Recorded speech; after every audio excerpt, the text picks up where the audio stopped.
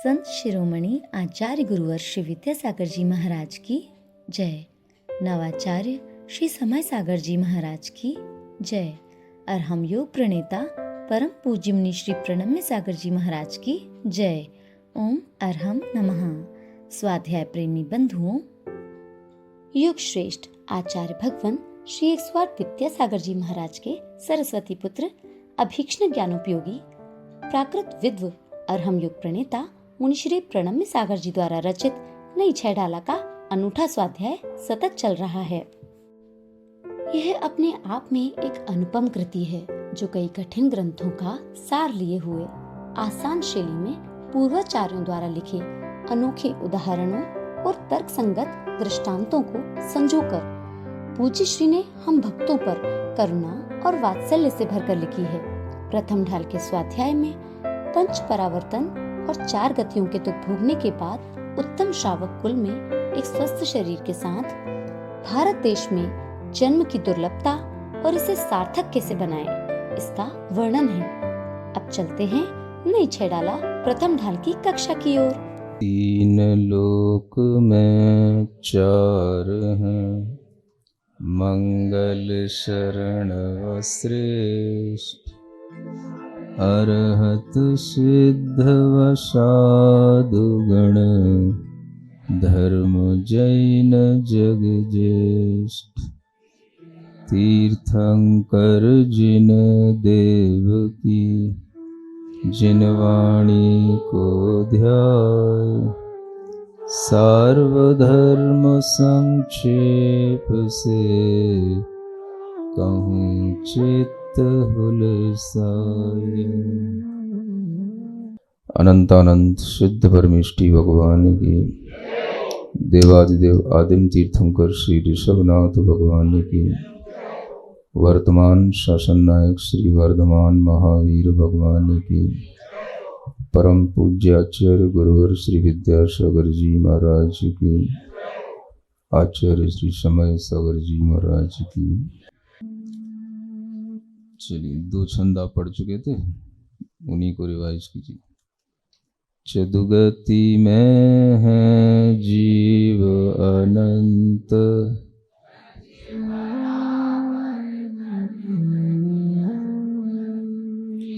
लोक में अति घन भरे, ज्यों डिबिया का जल को धरे, बादर सूक्ष्म भेद से जीव, दो विध एक इंद्रिय जानीव, पृथ्वी जल अग्नि और वायु, तथा वनस्पति थावर गौ। इतना आप लोगों ने पढ़ लिया था। स्थावर जीवों का कथन चल रहा था। वह स्थावर जीव पृथ्वी, जल, अग्नि, वायु और वनस्पति, इन 5 जीवों के रूप में जाने जाते हैं। यह भी आपको बताया था कि इन जीवों में बादर और सूक्ष्म का भी विभाजन किया जाता है। बादर और सूक्ष्म की परिभाषा भी आपको बताई थी। यह जो पृथ्वी आदि जो बादर जीव होते हैं, इनकी अपनी अपनी आयु होती है और यह अलग अलग होती है। जैसे बादर पृथ्वी का एक जीव होंगे, उनकी उत्कृष्ट आयु 22,000 वर्ष बताई जाती है। एक जीव की उत्कृष्ट आयु। ऐसे ही जल का एक जीव होगा जो बादर होगा, उसकी उत्कृष्ट आयु 7,000 वर्ष होती है। अग्नि का एक जीव होते हैं, उनकी भी अपनी उत्कृष्ट आयु होती है, वो 3 दिन की होती है। और वायु का एक जीव होते हैं, उनकी भी अपनी उत्कृष्ट आयु होती है, वो 3000 वर्ष की बताई जाती है। ऐसा इन जीवों की उत्कृष्ट आयु बताई गई। जघन्य आयु तो आगे बताई जाएगी। उत्कृष्ट आयु एक एक जीव की, बादर जीव की इस तरह से भी होती है, यह भी ध्यान में रखा जा सकता है। इधर जब हम वनस्पति की ओर आगे बढ़ते हैं तो आगे वनस्पति के भेद आएंगे। उस समय पर यह वनस्पति में भी जो प्रत्येक वनस्पति आती है उसमें उत्कृष्ट आयु 10,000 वर्ष की होती है। यह उत्कृष्ट आयु का कथन भी शास्त्रों में उपलब्ध होता है और इसमें आप देख सकते हैं कि इन सब में सबसे कम आयु अग्निकायिक जीवों की होती है, 3 दिन की, है ना। यानी अग्निकायिक जीव उत्पन्न होने के बाद 3 दिन में अवश्य ही समाप्त हो जाते हैं। सुनते हो? इसको इस बात से जोड़ा जा सकता है, जब आपके यहाँ किसी की मृत्यु होती है,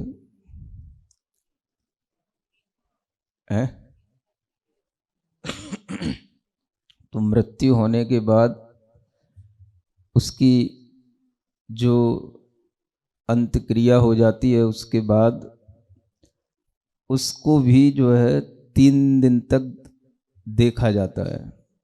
3 दिन तक अग्नि शांत होती है। फिर कुछ लोग तो वहाँ पर अस्थि आदि का भी कार्य 3 दिन बाद करते हैं। कुछ ऐसी भी परंपराएं लोक में हैं। और 3 दिन आप लोगों के लिए एक वह अशुचि का भाव या कहें, है ना, पातक का जो भाव है वह बना रहता है। तो इसको इस चीज़ से भी जोड़ सकते हैं कि जब तक वह अग्नि है, उस अग्नि में जब तक जीव है तब तक आपके लिए भी वह पातक चलता रहता है। 3 दिन बाद फिर वह जब शांत हो जाती है तब आपके मन भी थोड़े शांत हो जाते हैं और आप भी फिर नॉर्मल होकर के अपनी क्रिया करने लग जाते हैं। बाकी तो पृथ्वी की तो कहना ही क्या है, अब कौन देखेगा उस जीव की आयु कितनी है। अब इन जीवों में सबसे बड़ी विशेषता यह है कि ये पृथ्वी को अपनी काया बना लेते हैं। जल कायिक जीव होंगे वो जल को अपनी काया बना लेंगे। अग्नि कायिक जीव होंगे वो अग्नि को अपनी काया बना लेंगे। और वायु कायिक जीव होंगे वो वायु को अपनी काया बना लेंगे। तो इसमें हमें एक चीज ये भी देखनी चाहिए कि जो पृथ्वी होती है, उस पृथ्वी में जैसे आपको 4 भेद बताए थे, एक सामान्य पृथ्वी बताया था, तो वो जो सामान्य पृथ्वी है वो हमेशा उपलब्ध रहती है। उस पृथ्वी में कोई भी जीव अगर आकर के उत्पन्न हो जाता है और उसे अपनी काया बना लेता है तो वह पृथ्वी कायिक हो जाता है। अब वह जीव आकर के उसको अपनी काया बना लिया तो पृथ्वी अचेतन रूप में सदैव उपलब्ध रहती है। इससे आपको ये समझना कि हम ये ना समझें कि जितनी भी चीजें हम पृथ्वी, जल, अग्नि, वायु आदि जो यूज करते हैं वो सब उन जीवों की काया होती है। क्या सुना? लोगों की धारणा में क्या रहता है कि ये उन जीवों की काया है। माने अगर कोई भी पत्थर है, पृथ्वी है, तो ये भी उस जीव की काया है, ऐसा नहीं है। जीव ने उसको अपनी काया बनाया था। पृथ्वी तो अपने आप में अचेतन रूप में उपस्थित रहती है। उसको जिसने अपनी काया बनाया वह उस काया बना करके उसमें रहा, जब तक उसकी आयु थी वो रहा, आयु पूर्ण हो गई चला गया। तो इससे ये कोई तर्क नहीं सिद्ध होता कि जब तक जीव उस पृथ्वी में रहता है तब तक उसका विस्तार होता है, फैलता है जीव। ये कोई भी बातें तर्कपूर्ण नहीं सिद्ध होती। कोई भी पाषाण बढ़ रहा है या कोई पर्वत बढ़ रहा है तो उसमें जीव बढ़ रहा है, इस तरह की मिथ्या धारणाएं हम समझते हैं। ऐसा कुछ नहीं होता, क्योंकि जो जीव होते हैं पृथ्वी का एक आदि, ये बहुत ही सूक्ष्म अवगाहना वाले जीव होते हैं। इन्हें घनांगुल का असंख्यातवां भाग, अंगुल का असंख्यातवां भाग अवगाहना वाला बताया गया। तो इन जीवों की अवगाहना बहुत छोटी होती है, पृथ्वी बहुत बड़ी होती है।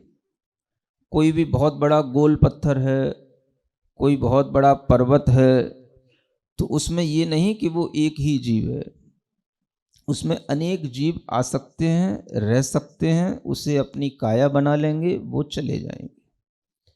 तो आप ये ना सोचें कि ये सारी पृथ्वी या जल आदि जो भी हैं ये सब जीव ही होते हैं। क्या सुना? ऐसे ही जल के लिए, जल भी अपने आप में जल है, वो भी कभी ना कभी अचेतन होगा, लेकिन उसमें जल कायिक जीव जब उत्पन्न हो जाएगा तो वो जल कायिक कहलाएगा। तो जल भी होता है और जल कायिक जीवों के साथ भी वो जल होता है। जल अचेतन रूप में भी होगा। तो ये दोनों चीजें ध्यान में रखना चाहिए। ये ऐसा नहीं है जैसा सामान्य रूप से आप और आपके बच्चे समझ बैठते हैं कि जीव चला जाता है, माने जल में से जीव हमने निकाल दिया, उस जीव की काया रह गई, उसको हम पी रहे हैं। ये गलत धारणा है। क्या सुना? हाँ, जो जल का एक जीव निकाल दिए आपने, प्रासुक कर दिए, और उसका मरा हुआ जो शरीर है वो हम खा रहे हैं या पी रहे हैं, ये गलत धारणा प्रचलित होने लगी है। जो बच्चे थोड़ा से भी कुछ ये पढ़ने लग जाते हैं और इस तरह से समझने लग जाते हैं तो उनके मन में ये आने लग जाता है। तो ये ऐसा नहीं है। जल अपने आप में एक पदार्थ है, वो अचेतन रूप में है, उसमें जल का एक जीव आकर के रहेगा। वो जल का एक जीव की सारी काया नहीं है जो आप जल पी रहे हैं, उसमें जल का एक जीव हैं। आप उन जीवों को निष्कासित कर दीजिए, जल शुद्ध आपके पास में आ जाएगा। तो जीव उसको अपना काया बना लेते हैं, जीव उसको उसी रूप में रह करके, उसी रूप में उनका शरीर बन करके अपनी आयु पूर्ण कर लेते हैं। ये इन जीवों के जीवन का एक सिद्धांत है। पृथ्वी का एक जीव, जल का एक जीव, ऐसा नहीं कि जितनी भी पृथ्वी है सब जीव सहित ही होती है और जितना भी जल है सब जीव सहित ही होता है। उसका एक भेद अचेतन, सामान्य पृथ्वी, सामान्य जल भी कहा गया है। तो जो अचेतन होगा वो कभी ना कभी इस रूप में होगा कि उसमें जल तो है लेकिन जीव नहीं होता। जैसे बरसात होती है, मेघ से पानी निकलता है, बादलों से पानी आ रहा है। अब बादलों से आया हुआ वह पानी, जब तक वह पानी नीचे तक आता है तब तक आते आते भी उसमें जल का एक जीव उत्पन्न हो सकते हैं। लेकिन जब वह जल वहां से निकला तब नहीं कह सकते कि तुरंत ही उसमें जल का एक जीव हो। मेघ में जो जल है वह जल अपने आप में जल का एक जीवों से रहित भी हो सकता है, लेकिन जैसे ही वो उतरते उतरते आ रहा है उसमें जीव प्रविष्ट हो सकता है। ये एक उदाहरण दे रहा हूं सामान्य रूप से कि जल सामान्य भी होता है, और जल सामान्य होगा तो कैसे जल जीव बन जाएगा, तो ऐसे बन जाएगा, जीव उसमें रहने लग गया, प्रविष्ट हो गया। इसका मतलब ये नहीं हो गया कि वो उस जीव की काया हो गई। माने जल अपने आप में एक स्वतंत्र अचेतन पदार्थ भी होता है, ये समझना है। पृथ्वी अपने आप में स्वतंत्र अचेतन पदार्थ है, उसमें जीव रह जाता है, इसलिए उसमें रहने वाले जीव को वह सचित पृथ्वी कहने के कारण से उसमें जल का, पृथ्वी का एक जीव का अस्तित्व उसमें बताया जाता है। तो पृथ्वी में हम ये नहीं कह सकते कि वह पृथ्वी जीव की काया है, वो पृथ्वी अपना अस्तित्व स्वयं रखती है, ये समझने की चीज है।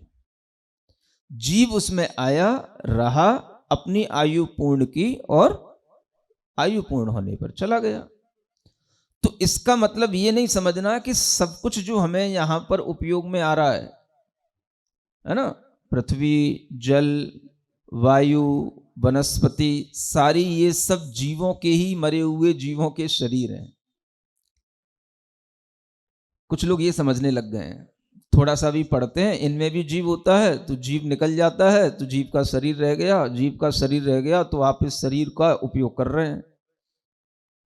ये जीव का शरीर नहीं है, ये अचेतन पदार्थों का भी अपना एक अस्तित्व है, और उसमें इस तरीके के यह जीव प्रविष्ट करके रह सकते हैं, उनके भी अपने आयु आदि होते हैं, ये बताया गया है, और वो उसी तरह के होते हैं।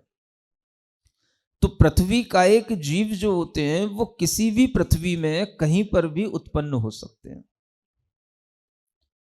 वह पृथ्वी बढ़ रही है कि नहीं, कई बार लोग इस तरह के तर्क वितर्क करते हैं, महाराज भगवान की मूर्ति है, अब वो मूर्ति तो अब बढ़ती नहीं है, वो तो ज्यों की त्यों बनी हुई है, इसलिए उसमें पृथ्वी का एक जीव नहीं होते। जीव होता तो विस्तार को प्राप्त होता, बढ़ता।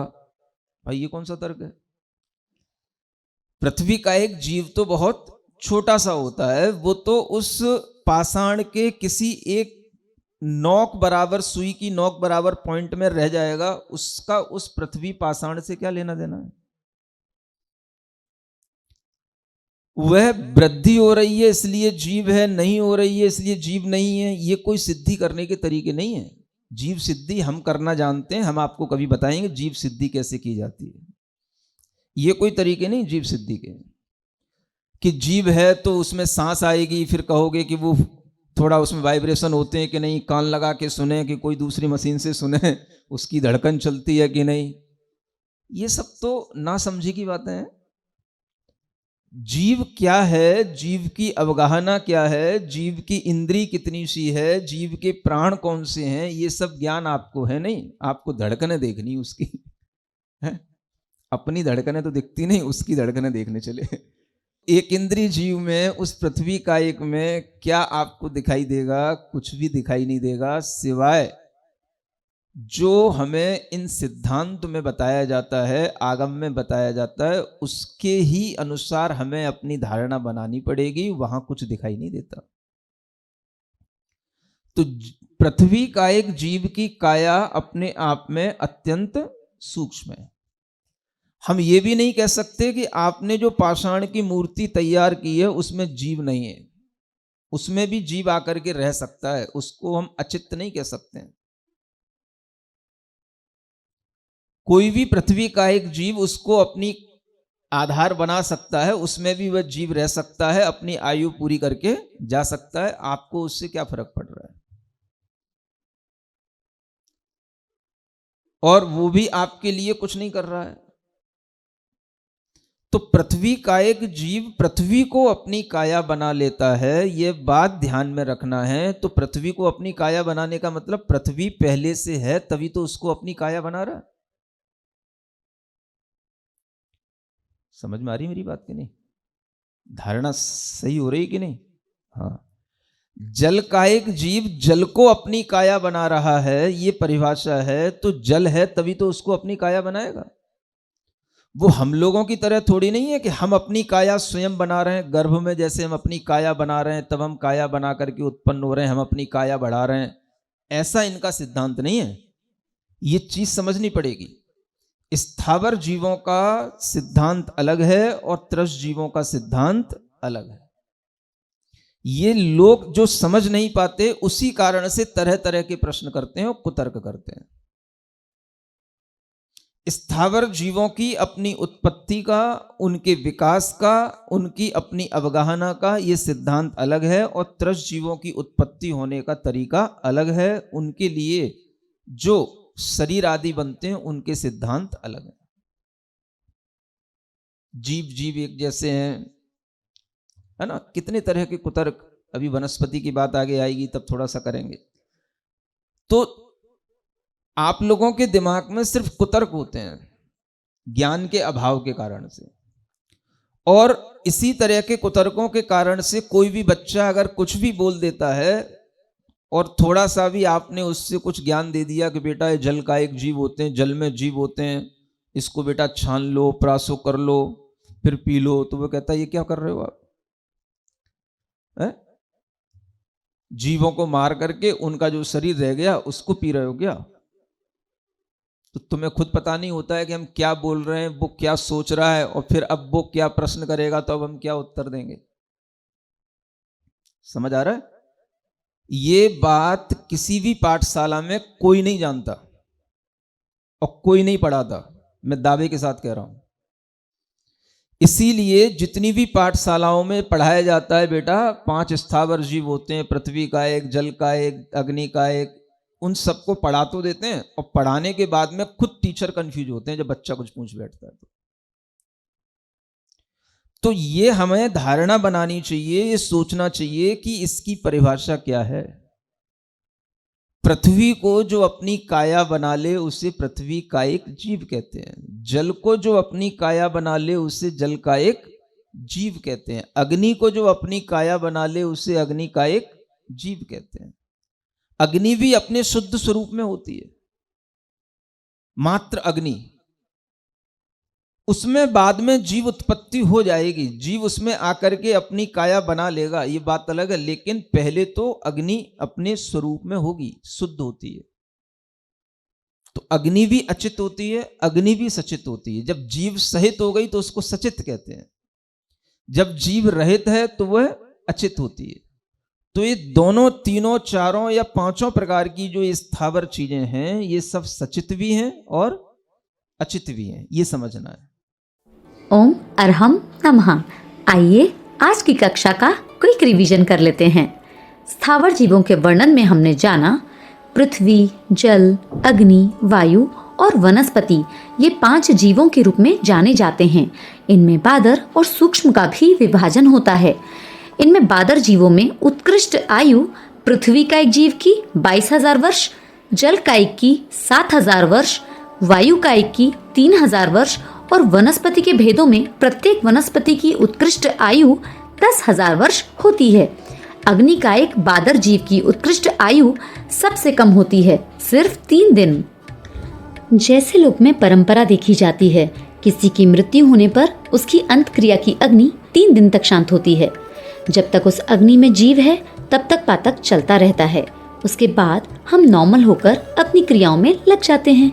पृथ्वी का एक जीव पृथ्वी को, जल का एक जीव जल को, अग्नि का एक जीव अग्नि को और वायु का एक जीव वायु को अपनी काया बना लेते हैं।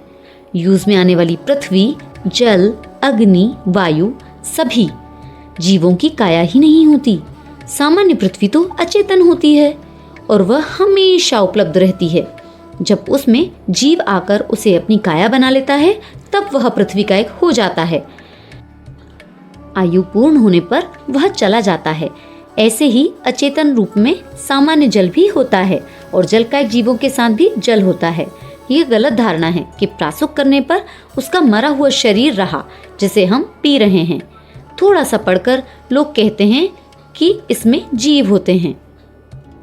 वह निकल गए तो यह उनका शरीर रहा जिसको हम उपयोग कर रहे हैं, किंतु सारा जल जल का एक जीव की काया नहीं होता। जैसे जब बादल से पानी निकलता है तो तो वह जलकायिक जीवों से रहित भी हो सकता है। उतरते उतरते उसमें जीव प्रविष्ट हो सकते हैं।